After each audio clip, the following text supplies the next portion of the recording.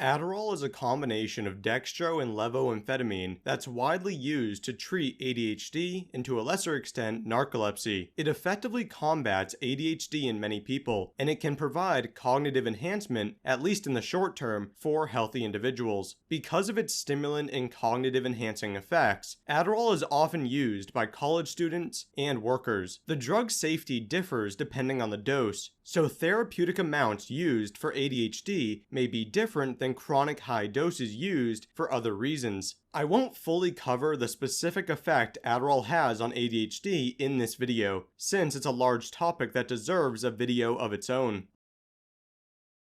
Among the positive effects of Adderall are greater alertness, stimulation, greater sociability, mood lift, euphoria, increased focus, cognitive enhancement, improved physical performance, and increased motivation. The negative effects can include increased heart rate, increased blood pressure, reduced appetite, paranoia, fever, anxiety, aggressiveness, insomnia, diarrhea, irregular heartbeat, and increased temperature. Very high acute and chronic doses are associated with psychosis and convulsions. At high recreational amounts, Adderall can result in jaw clenching, difficulty remaining still, a general uncomfortable feeling, and a negative effect on cognitive performance. The effects are, to some extent, different between users with ADHD and those without ADHD. ADHD users can still get stimulant effects, especially at higher doses, but at normal medical amounts, they receive a largely non-recreational boost in focus, alertness, and motivation. Adderall doesn't really calm these individuals in terms of providing a sedative effect, but it does reduce hyperactivity and task switching, two of the core issues with ADHD. Without delving into detail, Adderall can greatly improve ADHD symptoms in many children and adults. It doesn't work for everyone, but when it does work, it can address the symptoms and may even begin to normalize brain activity and structure. Studies reliably connect the medical use of stimulants like Adderall to positive changes in brain activity and structure. Those changes push ADHD-affected individuals closer to what you'd see with normal individuals. Adderall may have negative behavioral effects, but in terms of brain health, it doesn't appear to damage the developing brain in medical settings. Orally, it lasts for 3 to 5 hours and begins working in 10 to 30 minutes. Intranasally, it lasts for 2 to 4 hours and begins working in less than 10 minutes. Adderall is made up of 4 amphetamine salts: amphetamine aspartate monohydrate, amphetamine sulfate, dextroamphetamine sulfate, and dextroamphetamine saccharate. Together, this provides 75% dextroamphetamine and 25% levoamphetamine. The drug mainly works by raising dopamine and norepinephrine activity. Amphetamine is a full agonist at trace amine-associated receptor 1 and vesicular monoamine transporter 2. TAR1 is a key modulator of monoamines. Dextroamphetamine has greater activity at TAR1, meaning it provides greater CNS stimulation. Levoamphetamine has some greater norepinephrine activity and as such can provide more arousal at low doses. As the dose increases, dextroamphetamine becomes responsible for much of the stimulation, and it also provides more behavioral effects. Both substances impact serotonin, but not to a particularly significant degree. Adderall causes the dopamine transporter to no longer reuptake dopamine. On top of that, it reverses the flow, allowing more cytoplasmic dopamine to enter the synapse. Adderall also inhibits the storage and reverses the flow of dopamine in neuronal vesicles, meaning more accumulates in the cytoplasm. Amphetamine was synthesized by Lazar Adolano, a Romanian chemist, in 1887. In the 1930s, it entered the market as Benzedrine, which was used to combat congestion, and it was already being used for ADHD by the late 1930s. In 1996, Richwood Pharmaceuticals introduced the Adderall brand, which was initially only offered as an instant release. Large amounts of Adderall are now diverted from medical use and used for recreational or performance-enhancing reasons. It's also clear that people may have Adderall prescriptions without a legitimate case of ADHD. Depending on the college, up to 25 or 30% of students have used Adderall or other stimulants for non-medical reasons. Orally, a light dose is 5 to 15 milligrams, a common dose is 15 to 40 milligrams, and a strong dose is 40 to 75 milligrams. Intranasally, a light dose is 5 to 10 milligrams, a common dose is 10 to 30 milligrams, and a strong dose is 30 to 50 milligrams.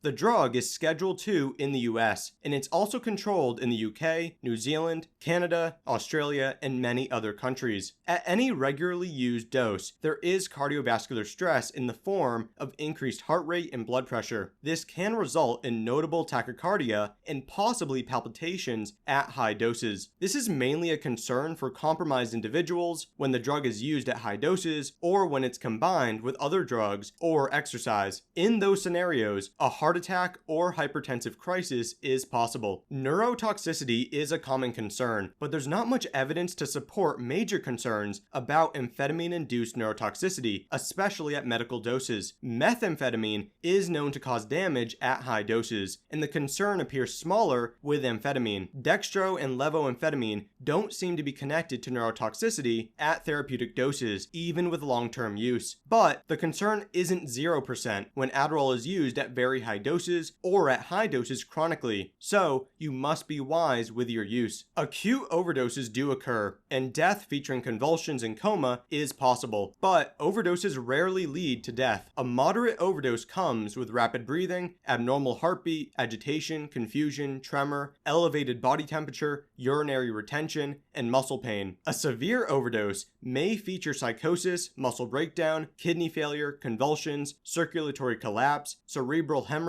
and a very high body temperature. Tolerance to Adderall builds quickly, and withdrawal can be uncomfortable, though not fatal. The core effects of withdrawal exist for around a week. A major drop in energy and a rise in depressive symptoms is common. Overall, the withdrawal can include anxiety, fatigue, depression, increased appetite, lack of motivation, mood swings, and both sleepiness and sleeplessness. Some combinations that can be particularly dangerous include MAOIs, tramadol, psychedelics, tricyclic antidepressants, and other stimulants. If you have any questions about Adderall, feel free to leave them in the comment section. Support on Patreon is greatly appreciated, so if you'd like to contribute, you can head to patreon.com/thedrugclassroom. You can also contribute through YouTube, PayPal, or Bitcoin using the addresses and links in the description. You can connect with me on Twitter at Seth A. Fitzgerald and via email at seth@thedrugclassroom.com. More information and links to references can be found on the TDC website using the link below.